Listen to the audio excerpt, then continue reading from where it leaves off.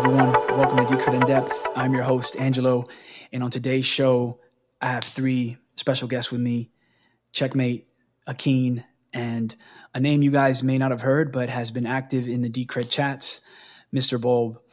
On today's show, we're going to discuss three different perspectives and three different use cases on how we could see Decred growing. My three guests each have an individual view, but I think at the end they could all coalesce and come together to create a unique perspective or a unique direction for DCR. So at first, I'm going to speak to Mr. Bulb here, who is new to the podcast, and have him go over his background and just a brief introduction on who he is, what he does, and how he came into the DCR sphere. Right, Mr. Bulb, how you doing? I'm good. Thanks for having me on the podcast.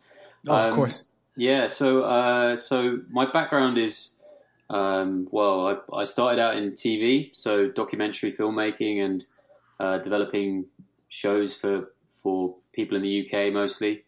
I was making music videos. I was always loved kind of ideas and developing like projects and always had sort of mad schemes like ever since I was young, really.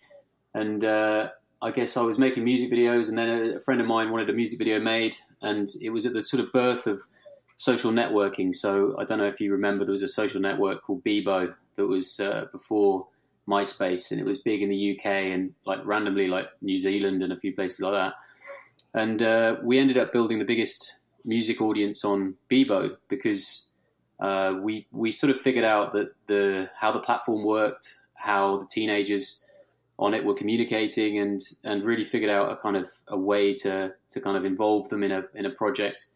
And that was a sort of first experience. And previous to that, I'd been making these documentaries where you were constantly trying to get your idea to someone and get it sold. And suddenly this was you were immediately sort of communicating directly with people and fans, and having sort of 20, 30, 40,000 people suddenly arrive to a page.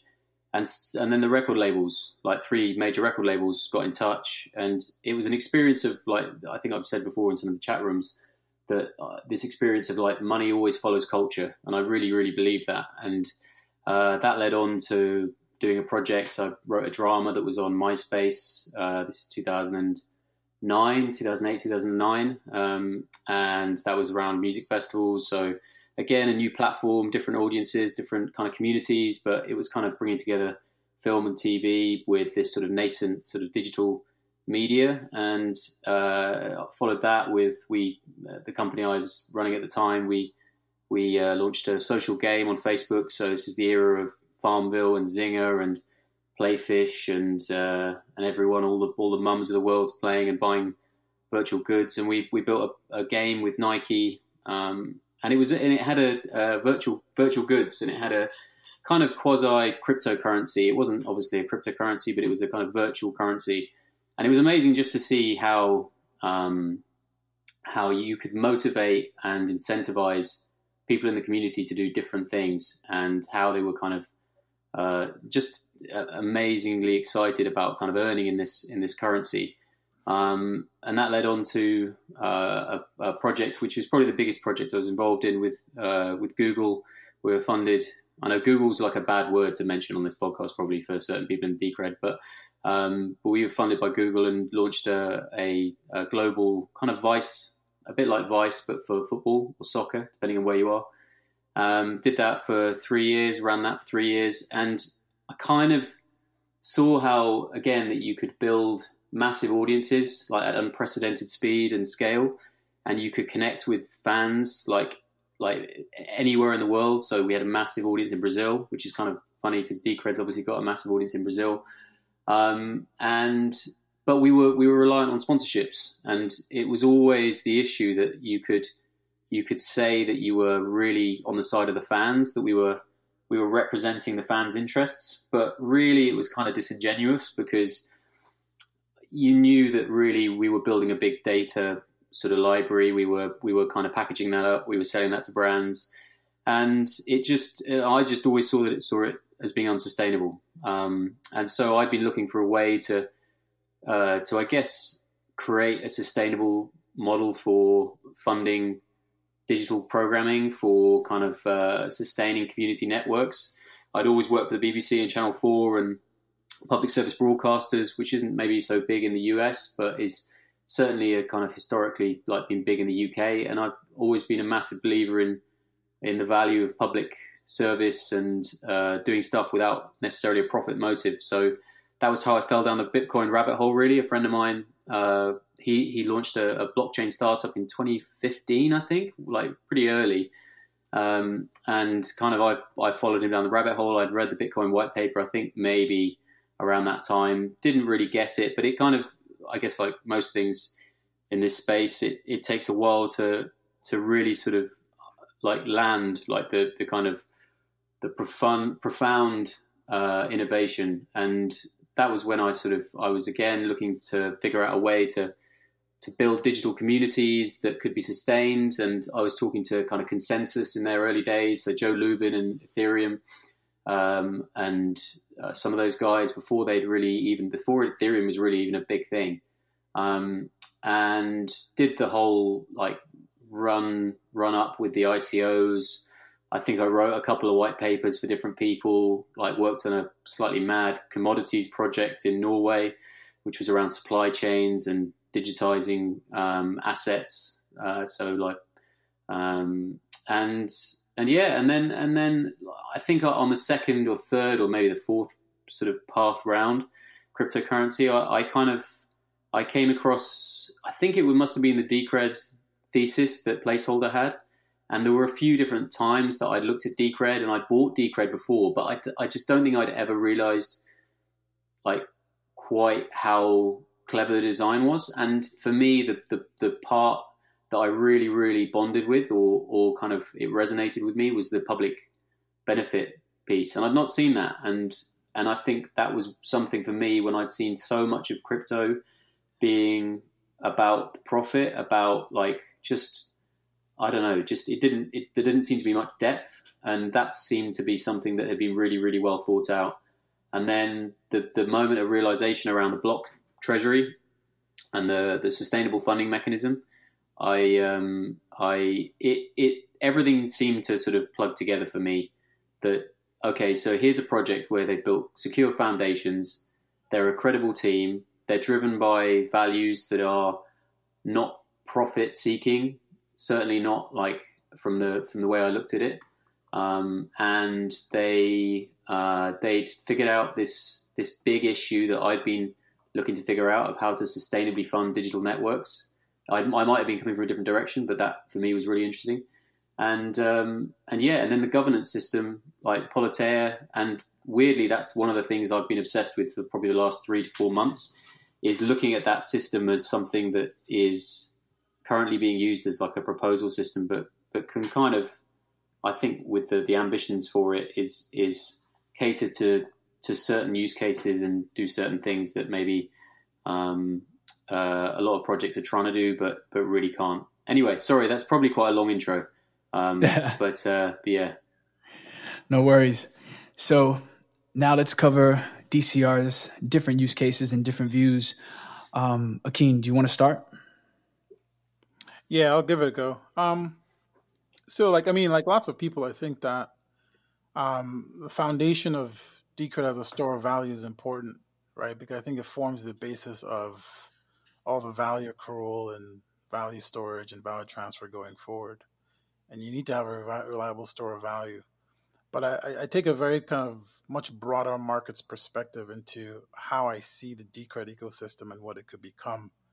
And I think that there's just some inherent things in Decred that make it uniquely positioned, I think, to really become one of those, really large networks that has a diversity of use cases, users, right? And I think it starts at the core with, our focus on just being very, very good at development and building solutions, right? And seeing things as an iterative process, and having a dedicated treasury supports that, right? So my perspective is that, there are going to be a wide variety of use cases, and it kind of starts with the store of value and kind of eventually will bleed into other financial services, right? People exchanging value.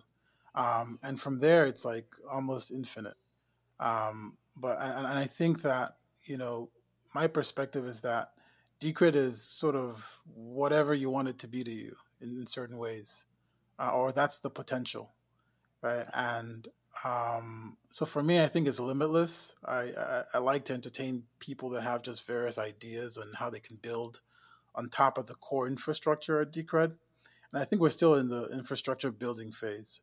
But as time progresses, I think we'll transition more and more into how do people now build other solutions, other front ends on top of our infrastructure and create new products. And that's where I really think the long-term potential is. How do we build a community that's inclusive, that's open, and that attracts people from diverse perspectives to want to build and engage? Understood. Check. Now, you and I always weigh heavy in on the SOV narrative. What's your view for the project, and how do you see it growing long term? What's your perspective? I would really agree with Akin in most of what he's just said, in that, what Decred is, and to be honest, what any of these protocols and these new asset class is completely up for interpretation, right? It really is a case of death of the author. And what I really appreciate about Decred is that that is a real differentiator for Decred. And if we take it back to, Bitcoin, for example, a lot of these things and markets evolve on narratives. And really, the Bitcoin narrative has evolved a number of times, but it's really honing in, and it's also a function of its technical design on a purely store of value asset, right? So beyond, it could be a form of money longer term, but there's a lot of technical evolution that needs to happen for that to be the case. Now, with Decred, because of the way that its governance system works, the way that the block reward is distributed, the ability for it to adapt and evolve, there's a lot more elements that Decred can actually capture. And as Mr. Boll brought up with the Treasury, that sustainable funding mechanism is really, really important. And you can see this actually in even the most simple things like wallet design. What is the incentive for a Bitcoin wallet? There's a lot of people who say that Lightning Network isn't getting the adoption that it should do. And the reality is that that's because there's no incentive for anybody to build a really nice, clean wallet that integrates all your Bitcoin services, your Lightning Networks, your coin joins, all of these things. There's no incentive for somebody to go out and build that, except if it's a rent-seeking custodial solution, right? There's no incentive for somebody to spend the time doing the design. Yes, over many, many, many years, we will get those kind of features. But when you've got an alliance system like the Decred Treasury, you have people who want to build these services. And, I'm constantly amazed by even the intricate details of the Decred Home wallet, because it's going to have all of these features built into it, right? It's going to have the DEX support. It'll have coin join support. It'll have Lightning Network. And then we've got because things are funded, there's the ability to do the mobile wallet equivalent of all of those things. So, when you actually break it down from that perspective, Decred is a store of value because it's maintained that monetary property of Bitcoin, 21 million deterministic supply and everything else. But it has enabled a community of people around it to follow really whatever narrative they want. And Decred has the ability to actually branch into any of those narratives, right? So my view is that it first and foremost, it is a sound monetary asset, right? Otherwise, why hold it, right? That's my core idea about why it exists. It's certainly what brought me in the first place. However, in terms of all the rest of what it can achieve, it really is infinite because of the way it's designed, because of the way it's able to adapt. And really, the narrative is in the eye of the beholder. That's kind of, I think, what a real big differentiator is for Decred. That I'm not entirely convinced that Bitcoin can fight on that same playing field longer term. Understood. Now, Rich, you've brought a unique perspective into the chats. You care to share? Yeah, I think it might be too unique in some ways. I think it's been interesting to sort of try and find like the right words or the right ways to kind of introduce ideas that are like a long way for most people outside of the comfort zone of the project. And I've had, like I said, I had a company before that was a games company, and we had sort of software developers on one side and filmmakers on the other, and we had a real cultural divide, and there was real communication issues. And so I think for me, the thing that gets underestimated about crypto networks or community networks, like whatever we want to call them, is not just the narrative from a kind of store of value or a medium exchange, the kind of monetary narratives that are thrown around, but the kind of social systems, the kind of culture of the networks. And there's obviously a sort of an area, there's the space that is the crypto space, and people will say I'm into crypto or I'm into blockchain, but I think my sense is that there are values that stand underneath a lot of these networks, and for the ones that have really kind of hyped their coins and marketed themselves, it's a kind of get rich quick scheme, it seems to me. Like, whereas there are some that are driven by more. There's stuff that's driven by wanting to change the world, this sort of cypherpunk thing, which I think is still intrinsic to a lot of the Decred community. But I think that part of the project and the understanding that Bitcoin was it was like a marketing masterstroke. Like I think that again is underestimated. And I think my sense of where Decred is as a project is that it isn't just a better Bitcoin in some of the ways that people talk about it. I think maybe, like as Check says, that over time it'll be proved to be a sort of better store of value. I think it's almost like circular, that argument, because there's always an unlimited time frame for that to kind of exist on, and it's quite hard to debate that. But I think the ability for Decred to iterate on Bitcoin's design to such an extent that it is a completely different kind of asset, a completely different class of digital network.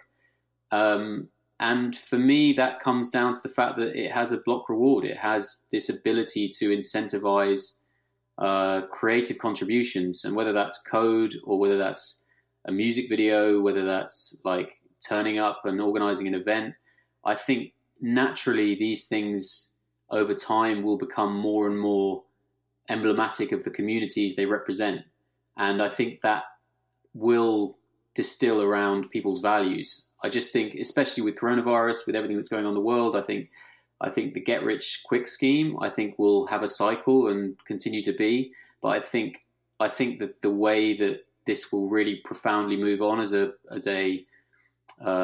category, like, or an industry, or it's not even the right word to use, industry, but as a movement, I think that's been used by a lot of people. I think it will be things that really connect emotionally with people, and that has always been the way I start with ideas is understanding the kind of, I mean, this might sound a bit soft, but like the human truth, like what's the meaning behind all this? Why are people why do people stick around when there's not much money?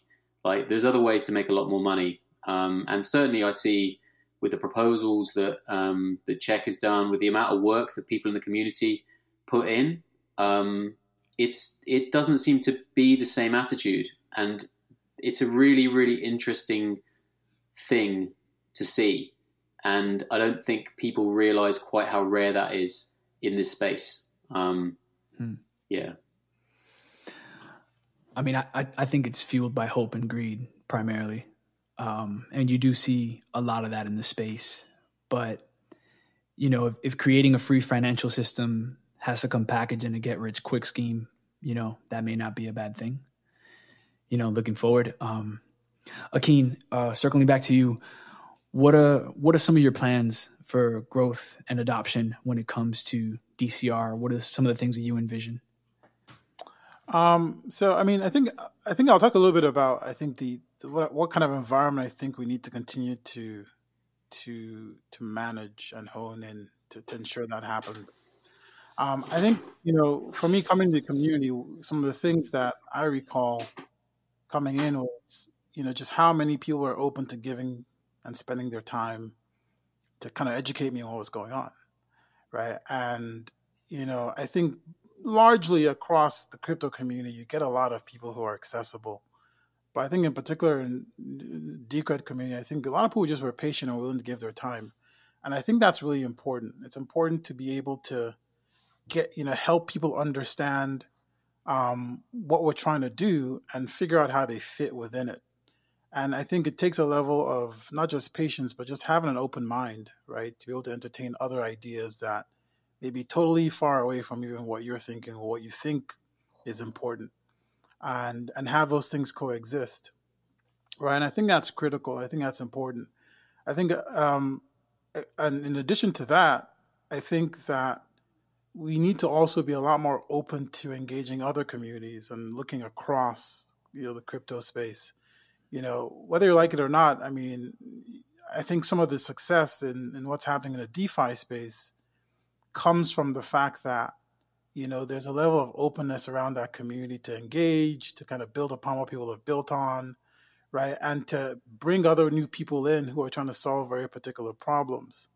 And I think that, for us at Decred, I think that's one thing we can do a lot more of is trying to figure out how are some of the things we're building, how are some of the things we've built, how is that relevant across the cryptosphere, and how do we begin to engage and share what we have in a much broader way, right? So that people don't necessarily have to come looking for us, right? We kind of go out there and like present what we have. And I think, I think that's really important, having that sort of broad community. And I think if we do that successfully, or we do that fairly well, then, it'll attract the right people, right? It'll attract people who come and they stay because they're aligned with us philosophically. And they're also aligned with the community, right? They like what they see, and they want to kind of stay and build along with us, right? And I think, and lastly, I think that also translates to also how we actually build things technically. How do we make it accessible to others so they can build upon it, right? What interfaces are we building? What platforms are we producing? How are we marketing and pushing that across other communities? I think also becomes very important.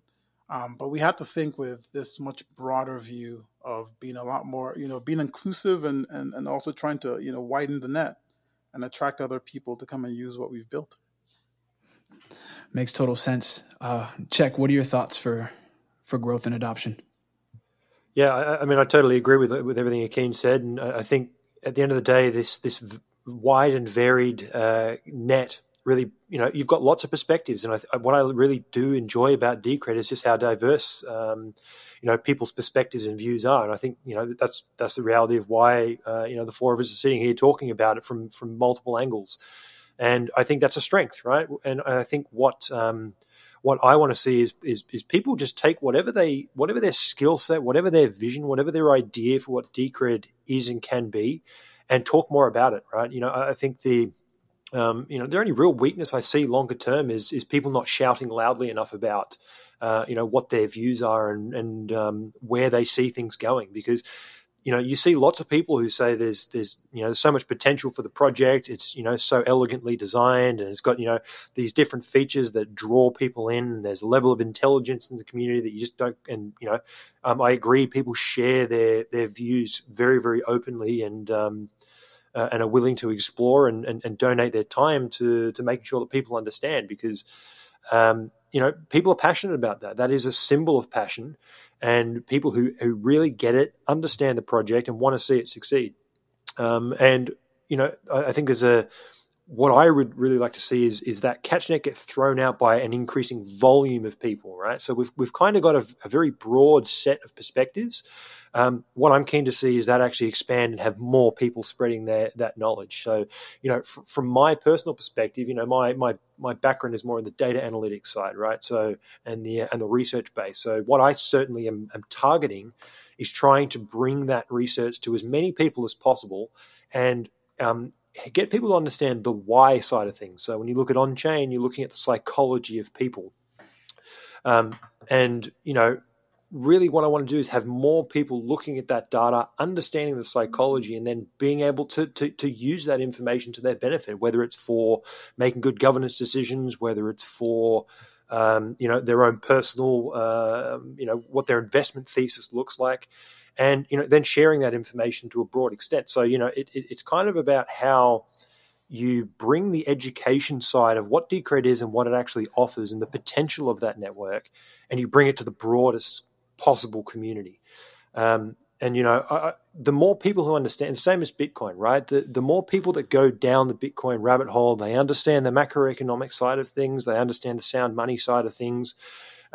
it's, I've said this in the past. I came for the get rich quick scheme, and I stayed for the transformation of money.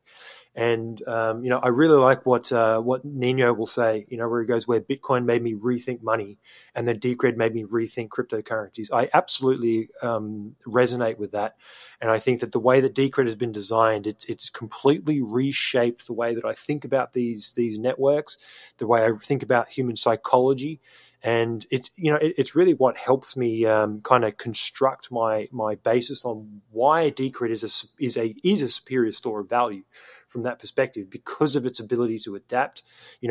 Bitcoin's got the narrative, which I think is true in that it's unchanging, right? It maintains that core ethos of being an unchanging monetary asset, and that's the assurance that it will be the same. For Decred, I really like that it's just taken a sidestep to that notion.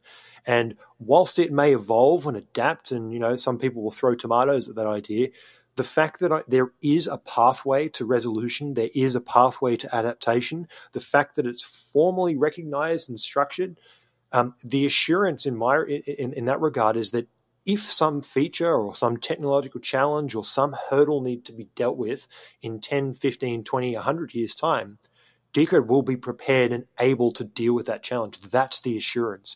It's a very different assurance, but it actually gives you the same magnitude of it will be fine, right? And really, at the end of the day, the thing that markets really don't perform in, and when you have extreme volatility and things that create chaos, it's actually uncertainty. And what I found with Decred is it gives me an immense amount of certainty in where it's going and where it can go. So, I think that's really that's kind of my view on things in that regard. Got it. Mr. Bob, what's your perspective? I think, there's a few things like Check just said there that I've been thinking a lot about. I always try and find angles to find interest in what other people find interesting. And I think I've followed a lot of what he's written, what Nino's written, and it's not like natural to me. I've used spreadsheets, I've done charts for certain things, but it's just like that mentality isn't quite the same as the way I think. But I've thought, in fact, I messaged Nino last week, just there are ways to value companies or brands in ways that don't extend to just the kind of income and the balance sheet. So I think there are ways that you can probably branch out from a valuation perspective to actually start to figure out, how do you value the kind of creative work that the community is doing? How do you value the part of the balance sheet that is the treasury releasing creative potential? Because that happens all the time. Like Adidas, Nike, they stick brand values in what they're worth, and obviously you can have an undifferentiated pair of trainers, but someone will go out and buy a pair of Yeezys for $400 or whatever. So I think that's one thing for me. I think which kind of resonates with what Akin said before, which is getting people to collaborate and communicate both within the project and also broader to the wider ecosystem. I'd also break that out from the bubble of crypto. I think there are projects and there are people who would resonate, who would understand the problems that Decred is trying to solve on the governance perspective, but that wouldn't necessarily be that interested in the cryptocurrency side. And I think there are a few things. There's something I've been working on just to try and explain a few of my views. But I think there are ways that Decred has hamstrung itself from a marketing perspective.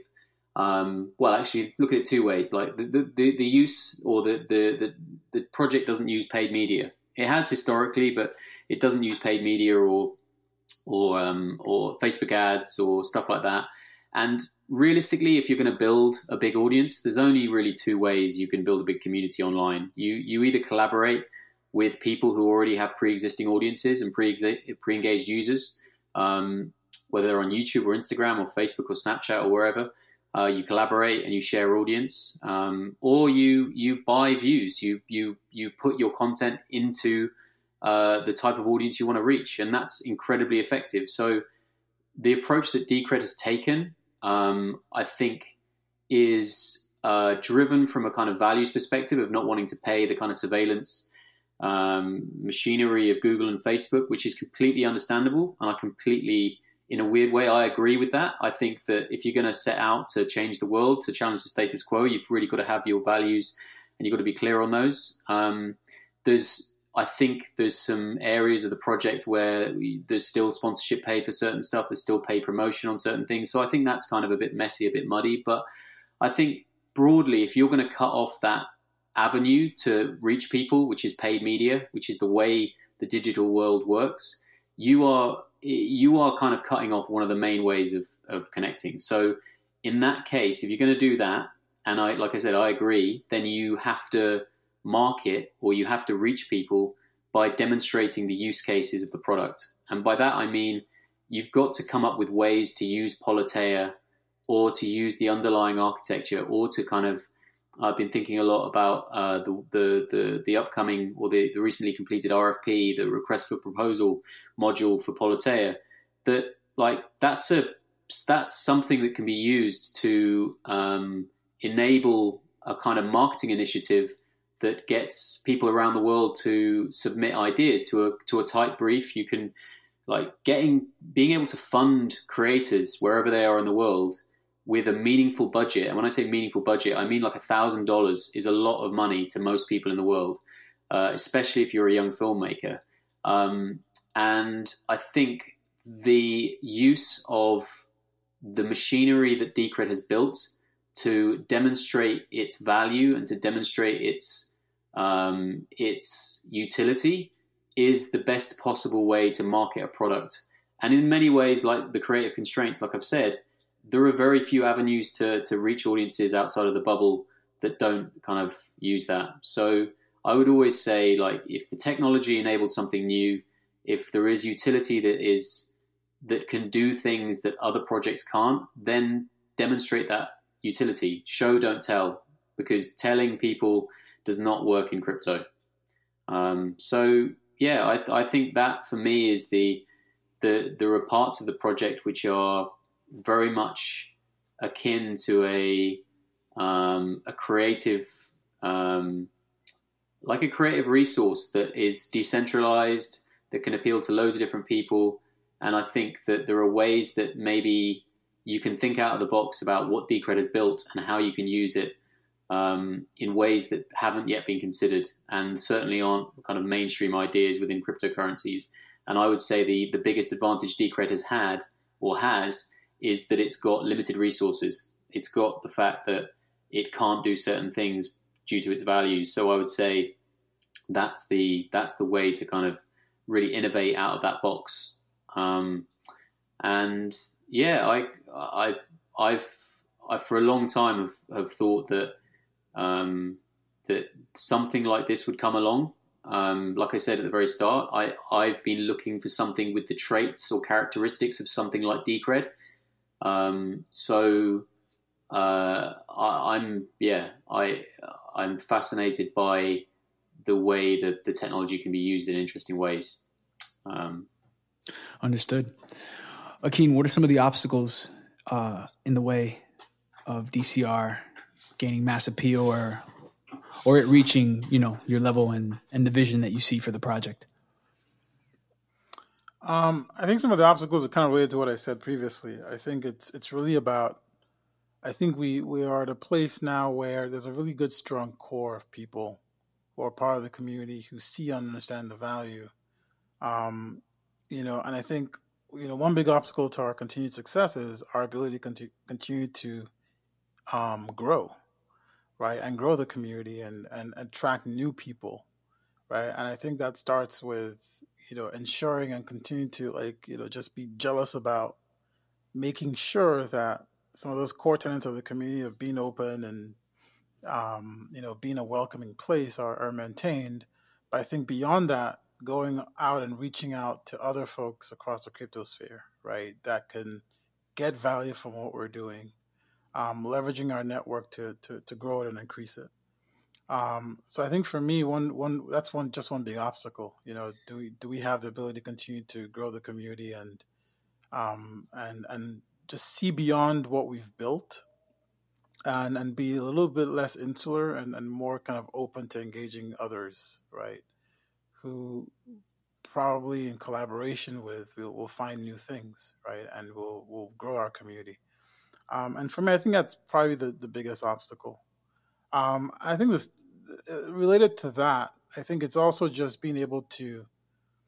I think when a lot of people think about Decred, they think about a very very strong, technically sound team, right? From a technology standpoint, from a research standpoint, like we're very strong in what I consider very very core, fundamental things.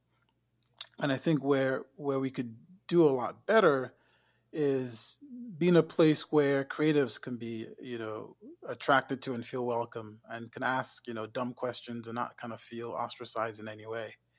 And so a place where just a regular person can come in and kind of understand and find a place. And that's welcome, I think is really important. So I think for me, at the core of it is, how are we able to evolve the community over time? Are we able to continue to attract people with diverse points of view? And are we able to bring them in such a way that they want to kind of spend their time and pitch a tent and say, yes, I'd like to contribute?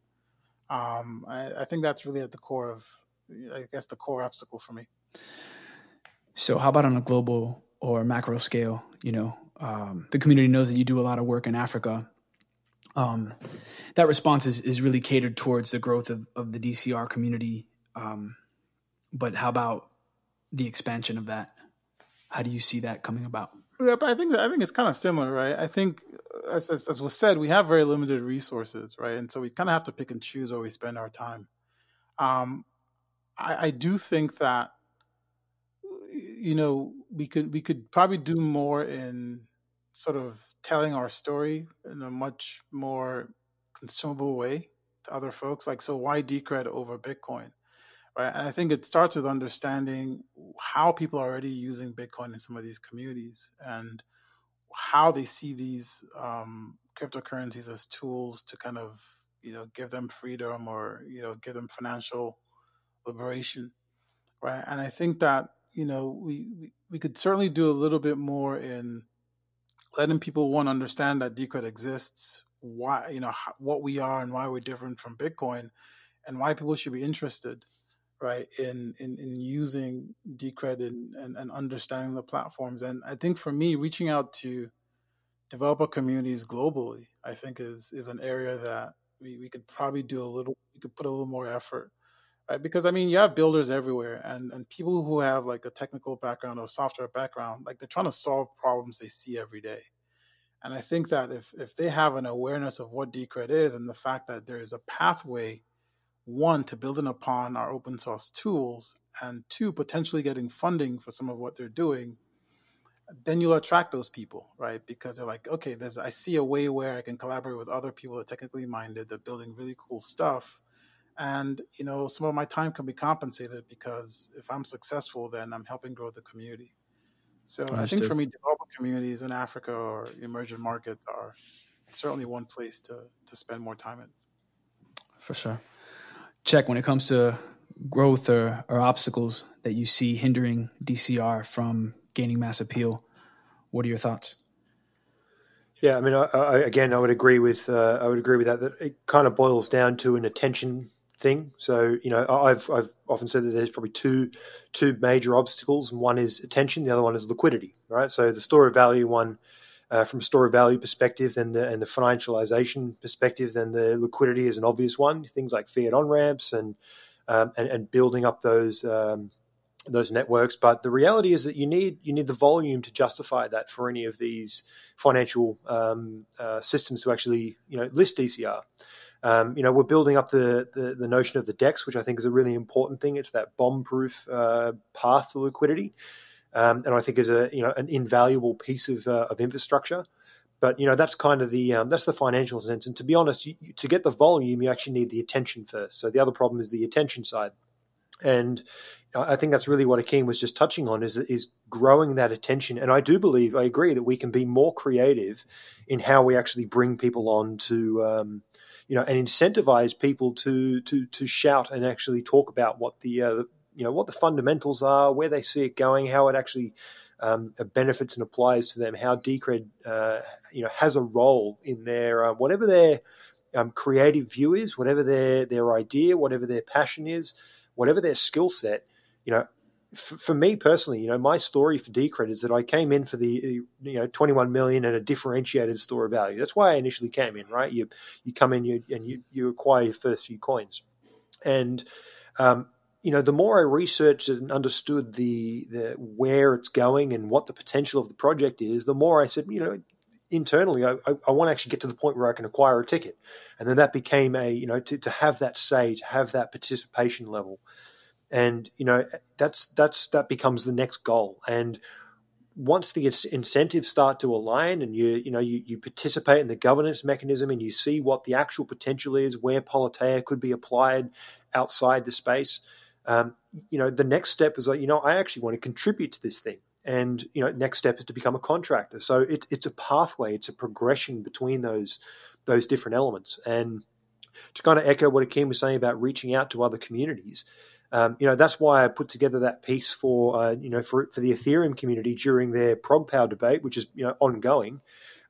It wasn't to tell anybody how to suck eggs. It was purely a observation saying, look, it's very interesting to kind of observe the narrative and the process of rough consensus in the wild, and actually proposing and saying, look, a lot of the solutions that people were hashing out on Twitter was, okay, well, we need skin in the game, and these people should have more say than these people, and there needs to be a weighting somehow, and we need a forum, and people will put out a Twitter poll that gets all of 15 votes on it.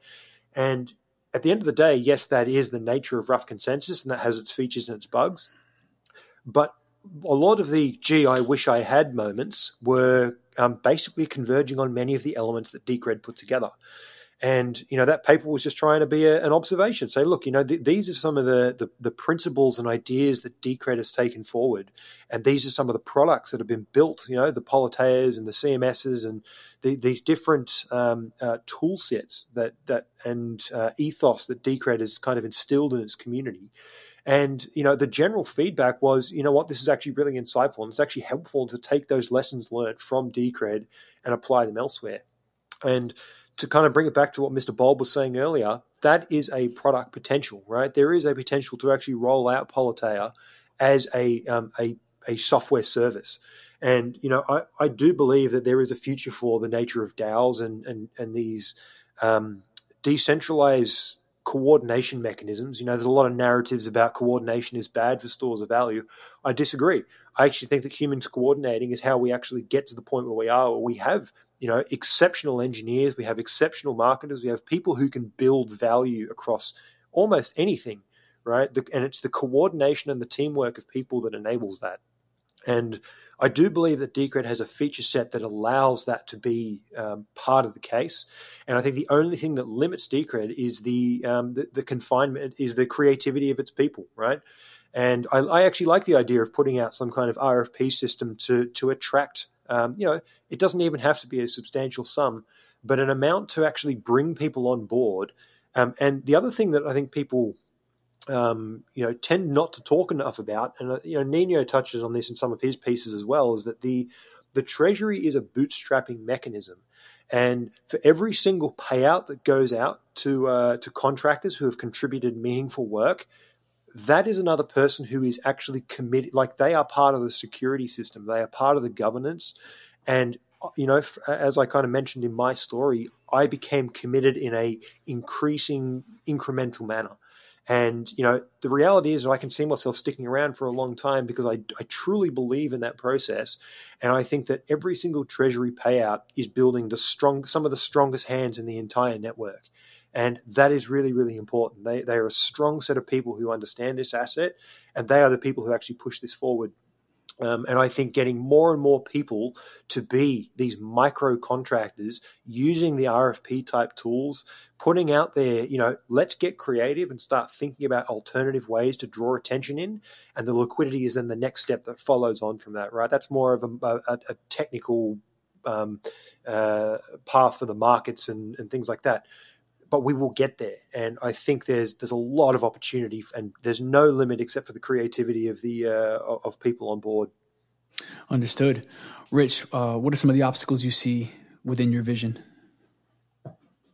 I I'd say there's a certain narrowness to the existing culture, which is like it's sort of to be expected. I think there's a core development team. There's a project lead, Jake, who's very forthright about a lot of stuff. He is a very sort of dominating personality in the project, and he's the one who's sort of put the money and the time and the effort in, and he's driven it to this point. And his beliefs are, in some ways, we've had quite a lot of disagreements in Matrix, but I think the kind of the fact that he is so driven to change the world, to kind of have those views that are right at the edges of kind of what most people would talk about, I think is really quite an attractive quality. And I've worked with a lot of difficult people who are also incredibly talented, and he's like that.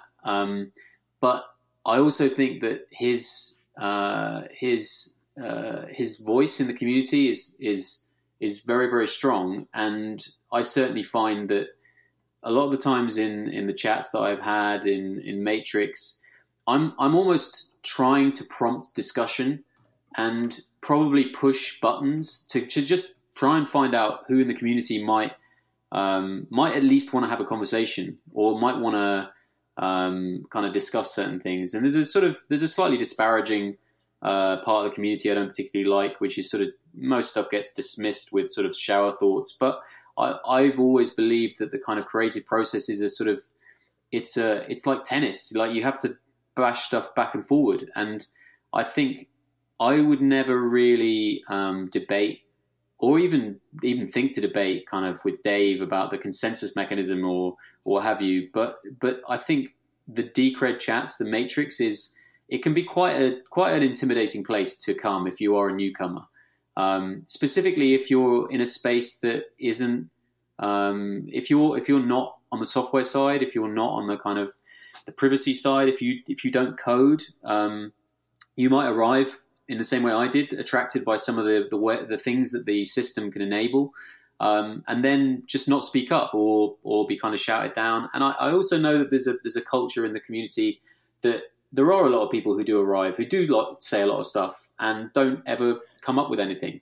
And I think that's the thing I'm wary of, is that to arrive and to have strong opinions, you've got to back those up. And that's what I'm sort of working on in the background. But I think for me, that the ability to let the community culture kind of grow and expand and flex, and I think Decred, I think Matrix and Telegram, they're not naturally great places to really have discussions that can be threaded and you can really track back. It can be quite a difficult place to follow conversations. So I think that's a challenge. I think how to kind of not just coordinate at a point where the proposals are in, but like the kind of pre-proposal phase. Having said that, I think that with Politeia, hasn't really been tested yet.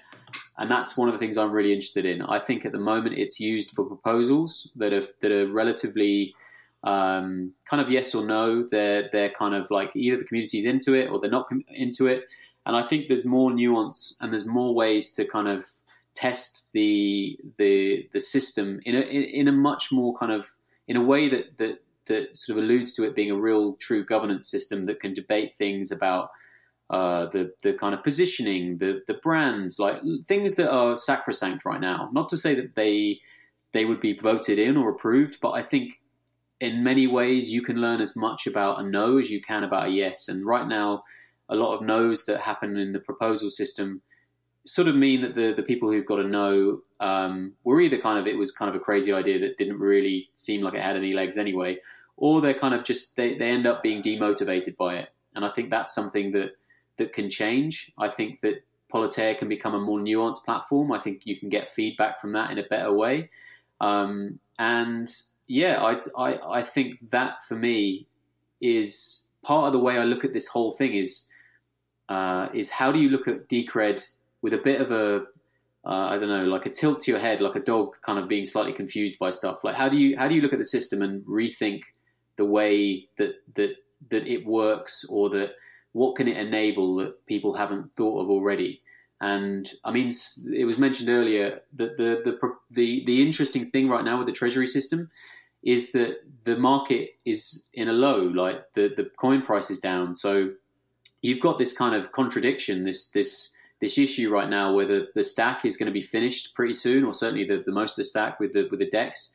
The coin price is low, so at a point where the project really should be kind of investing in outreach and collaboration and building community use cases, it's more conservative. So I've been thinking a lot about, well, what if you thought about Politeia not just as a proposal system where you get something approved, but in the way that individuals can do some work up front and they can bill for their time. If you see kind of Politeia as both a kind of proposal system, but also a kind of invoice financing system, where you can have a proposal approved, but you might not get paid until you've kind of had so you would bring your own financing externally, and that would effectively be kind of like debt that would be matched against the kind of treasury. So a lot of what I've been thinking about has been how to enable creativity to kind of flourish on the platform or not. And I know platform is a weird word that gets thrown around. Like, I don't think about Decred as like an Ethereum-like platform. I think about it as a governance or coordination system, like Check says. And I think it is a platform for people, not necessarily kind of the smart contract stuff that goes around with Ethereum and all the other platforms that have taken that kind of role. But I think that there are ways that the system can be utilized, and external capital can be brought in a way that that kind of benefits the project, but also puts the onus on the people delivering the bigger ideas. And I think throughout all of this, I think that's the kind of core sort of mindset I think people should have, is to I think Akin said it, maybe it was Check who said it as well. It's like no one knows what these things are yet. I think anyone who says they're certain about something is kind of crazy, because this is really, really early, but it will always be about people. It will always be about culture. It will, if you want to build a community over the long term, if you want it to be sustainable, if you want it to be like a place that is constantly growing, constantly evolving, then you've got to make it a welcoming place. That doesn't mean that you just let people come in and shout crazy ideas and stuff. Like, people have to do their own research. They have to learn. But at the same time, and I think perhaps this is the DAO system that needs to kind of develop. I think maybe it even means like alternative implementations of Matrix. I think there are ways that you need to start to segment the community, the views within the community, and let certain cultures exist in the domains that they are comfortable in, but also let the kind of more expansive stuff that is in the messy space between people and technology flex and grow and kind of open up. So, yeah. Well, we're getting close to that time. Gentlemen, I really appreciate you guys coming on the show and taking time out to discuss these issues. Akin, where can people find you? Yeah, people can find me on Twitter. So it's Akin Sawyer, AKINSAWYERR. That's the best place to reach. Excellent. Check. Yeah, you'll find me at Checkmate on Twitter and Medium as well. Excellent. Mr. Bulb. I'm on Twitter at Mr. Bulb. Yeah. And there was one thing I was going to say, which I didn't say earlier. Can I say that now? Of course you can. I just think that there's such a space in cryptocurrency right now to really express an opinion, and to challenge the status quo. I think what really resonates with me about what Jake talks about is wanting to rebuild the existing systems that we have.